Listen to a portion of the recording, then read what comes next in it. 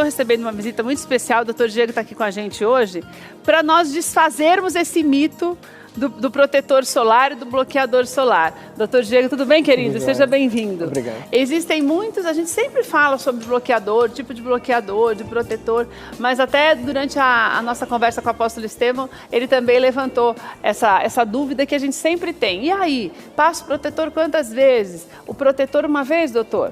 Eu ouvi dizer que eu vou passar o mito é verdade, só queria te perguntar uma coisa antes. Eu ouvi dizer uma vez que depois da proteção 60 é tudo a mesma coisa. Se você usar os 60, os 50 ou os 100, a proteção é a mesma. Não tem uma diferença grande que vá fazer diferença para a gente. É verdade? A diferença não é muito grande, porém, em alguns casos, um pouco vale muito a pena para o paciente. Sim, existe uma diferença, mas realmente não é muito grande. Agora a gente tem mais mitos e verdades para você que está em casa. Você presta atenção, o doutor já vai respondendo para a gente. Porque é muito legal quando você tem a oportunidade de sanar essas dúvidas, ainda mais nesse calorão, esse sol forte que a gente tem enfrentado também no dia a dia. Olha só o primeiro mito, é verdade. Não é necessário usar o filtro solar em dias nublados, doutor? Não, isso aí é mito? É mentira mesmo? Com certeza. Os dias nublados apenas diminuem um pouco a incidência dos raios ultravioleta, mas mesmo assim eles passam com toda a força e são capazes de causar todos os danos que eles produzem. Mesmo sem a gente ir ao sol, doutor? Com certeza, inclusive em dias frios. Então na praia também, quando a gente fala assim, não vou passar nada, que está meio nublado, já vou dar uma voltinha na praia, não pode? Não, ainda mais na praia, porque os raios ultravioletas geralmente na praia eles são mais fortes que no resto da região. Entendido, né? Mesmo se estiver chovendo, caindo o mundo, tá claro, os raios solares estão ali mesmo que você não os esteja vendo. Então, protetor solar sempre. Daí tem o fator ideal, doutor, para o dia a dia? Ou varia muito pelo tipo de pele? Varia um pouco pelo tipo de pele, porém, os protetores solares começam com o fator 15. O fator 15, ele já protege, em média, 90 e poucos % dos raios ultravioleta. Ah, é? Então o fator 15 já está bom, doutor? Eu sempre indico pelo menos o 30, porque moramos no Brasil, país tropical, então todo cuidado é pouco. Tá. Então a partir do 30 já está bem protegido? Está bem protegido. Agora, quem tem a pele muito clarinha, pacientes louros, ruivos, que tem muita sensibilidade ao sol... Ruivo mais ainda, parece, né, doutor? Ruivo também, ruivo bastante. Eu orientaria pelo menos um fator 50, 70. Para você se cuidar melhor. Vamos ver a próxima pergunta. O filtro solar, ele ajuda a prevenir o envelhecimento precoce, doutor? Com certeza. Vocês têm que procurar os filtros solares com proteção UVB e proteção UVA. O que mais causa o envelhecimento são os danos causados pela ultravioleta A. Então, nem todos os protetores solares eles têm essa dupla proteção. E isso são coisas, até conversei um dia com uma outra, uma farmacêutica que veio aqui uma vez, que a gente não presta atenção nisso. Eu mesma não sabia que tinha uma diferença na proteção quando se falava e uma suscetibilidade maior quando se fala do UVA. Sim, isso você tem que olhar até na hora de comprar a maquiagem, né, doutor? Porque tem algumas maquiagens que oferecem pra gente a proteção, mas eu nunca vi escrito UVA. Isso, de preferência tem que ter a proteção dupla, UVB e UVA. Doutor, é melhor mandar manipular o protetor solar ou estes que estão no mercado são bons? Não digo que seja o melhor ou o pior, mas os prontos, eles têm uma fiscalização mais rigorosa. Na farmácia depende um pouco da manipulação da pessoa que está fazendo. Então tem um viés aí da manipulação. Então é melhor comprar mesmo esses de farmácia. Ficar atento ao fator, ao VA, ao VB, mas comprar o de farmácia. Eu geralmente indico de farmácia. Tá. Caso for manipular, escolha uma farmácia de manipulação de confiança. Né? Tem mais mitos e verdades? Olha, é bom que você ligou a TV agora. Nós estamos passando para você alguns. Vamos desfazendo mitos aqui quando se fala em protetor e bloqueador solar. Tem vários mitos e verdades para você. Doutor, essa é uma dúvida que muita gente tem. A pessoa de pele negra, ela também tem que usar proteção solar? Com certeza. É uma dúvida realmente muito comum. As pessoas de pele negra, eles produzem mais melanina naturalmente. E a melanina é um protetor natural do corpo, mas não quer dizer que elas têm que não usar o protetor solar ou usar protetor de baixa fator de proteção. Que não pode. O fato da pele ser negra não significa que não vai queimar, né, doutor? Não significa. Pode ter câncer de pele da mesma forma, mas realmente eles têm um fator de proteção natural um pouco acima dos pacientes de pele clara. Doutor, aí nesse caso, eles podem usar um fator de proteção menor, mais baixo? Na teoria, sim, por possuir uma maior proteção natural. Porém, na prática, é incomum o dermatologista indicar um protetor solar 15, geralmente é de 30 para cima. Olha só, você tá vendo? São coisas que a gente nem imagina. Eu, por exemplo, achei que o negro pudesse usar o fator de proteção baixíssimo e se tivesse frio em épocas assim mais longe do verão, nem precisasse usar, doutor. Não, a gente não tem essa noção, né? A pele é a pele independente da cor dela, né? Sim, sim. Tem mais também? Vamos te passar o próximo para você que está em casa, para você ficar mais bem informado aqui com a gente no De Bem com a Vida. Doutor, acima do fator 30, é o que eu te perguntei. Sim, é tudo igual ou não, né? Não são iguais, mas são bem parecidos, são mas bem não são parecidos. O 30 ele protege uma média de 96% contra os raios do sol. Mas os 50, 70 vão para 97, 98%. Mas aí, doutor, no caso, por exemplo, eu estou tentando me lembrar aquelas pessoas que têm aquela doença que são bem branquinhas, o albino.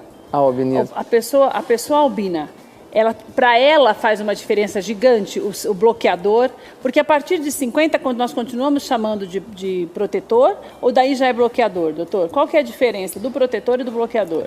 A questão de bloqueio do sol é um pouco difícil de definir os protetores. Por quê? O que realmente bloqueia 100% do sol seria uma roupa especial que tem na construção dela uma proteção, um material UVB, que bloqueia. UVA. Tá. Isso é a única forma de proteger 100%. O que é melhor para as pessoas albinas, elas não produzem nada de melanina. Então é super importante a proteção solar dupla, tripla, não se expor ao sol, usar essas roupas de proteção. Sempre buscar mais a sombra do que ficar exposta diretamente ao sol. Questão do óculos de sol também, porque elas não têm essa mesma proteção nos olhos. Mas, doutor, daí no caso delas, então, usar o bloqueador, que a gente chama de bloqueador número 100, é o ideal? O ideal. Ainda assim não resolve o problema, mas é o ideal. Seria o ideal e, mais importante do que isso, é ensinar a aplicar o protetor, porque a quantidade que se aplica também é muito importante. Ah, é, doutor? Com certeza. Eu falo para meus pacientes, antes de aplicar um protetor 30 bem aplicado do que um 100 com uma camada fina, por exemplo. E o que significa esse bem aplicado, doutor? Existem duas teorias que são ensinadas aos pacientes hoje em dia. Tem a teoria da colher de chá, digamos que dependendo do tamanho da área do corpo, se fala em colheres de chá para o paciente. A face seria uma colher de chá de protetor. Uma colher de chá. Estou tentando mensurar a quantidade de uma colher. Isso. Áreas maiores, tronco, 2 colheres de chá, mas isso é um pouco relativo. Eu gosto de orientar a questão de camadas. Aplique uma camada e em seguida mais uma camada de proteção solar nas áreas de exposição ao sol. Isso se você tiver uma pele normal, se não tiver vitiligo, se não for albino, se for uma pessoa que não tem nenhum problema de pele, né, doutor? No geral, se a pessoa aplicar 2 camadas na região que está se expondo ao sol, ela está bem protegida. O que vai mudar é mais alguns detalhes do protetor solar. Se ele vai usar o 100, se vai usar um protetor com base. Tem protetores hoje em dia que já vem na formulação antioxidantes, que também ajudam. Então, os protetores solares em si têm muitas variações que, dependendo do caso do paciente, o dermatologista indica. E doutor, e quantas vezes eu tenho que passar o protetor por dia? Eu tenho essa dúvida porque assim, eu penso assim que deve, na minha cabeça, que são situações diferentes. Por exemplo, a pessoa que trabalha, que isso também pode ser um mito, né? Eu trabalho na rua, então eu vou passar na mesma quantidade de vezes do que o meu irmão que trabalha no escritório. Certo. Existe uma diferenciação variando de acordo com o tipo com a quantidade de exposição também ao sol? Com certeza. À luz, na verdade, né? Sim, sim. Entra aí um pouco também de bom senso. O médico ele tem que ensinar o paciente a ter um olhar crítico sobre diversas situações. Se o paciente ele trabalha exposto ao sol, eu oriento a reaplicação de protetor até a cada 2 horas, 3 horas. Se é uma atividade que ele sua muito ou que trabalha com água, ele tem que reaplicar toda vez que se expor a essa água. Então, até mesmo o tipo de protetor solar. Tem protetores solares que têm maior resistência à água. Que eles chamam de à prova d'água, né, doutor? Já, mais ou que menos não a prova d'água. Eles são mais resistentes à água. Agora, quem vai ficar no escritório, geralmente só com essa luz, igual tem no estúdio, por exemplo, uma proteção mais baixa, a reaplicação eu nunca oriento menos de 3 em 3 horas, eu sempre falo para meus pacientes que pelo menos a cada 3 horas tem que reaplicar. E geralmente eu oriento também a questão da proteção com base. A base junto com o protetor, ela protege bastante também contra essa luz visível. Então você usa, mas daí, por exemplo, a gente usa a base com protetor. Daí tem que usar o protetor também depois a base, doutor? Ou não precisa?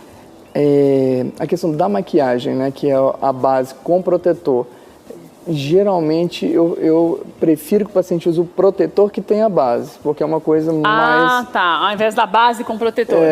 Porque os protetores solares, eles têm essa fiscalização muito pesada.